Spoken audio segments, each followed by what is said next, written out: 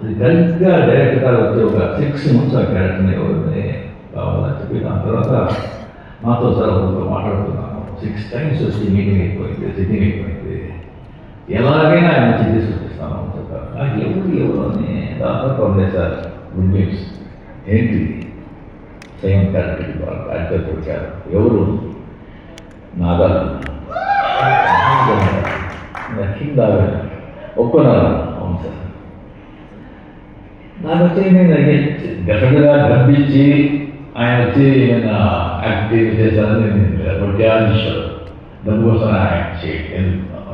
లేదు.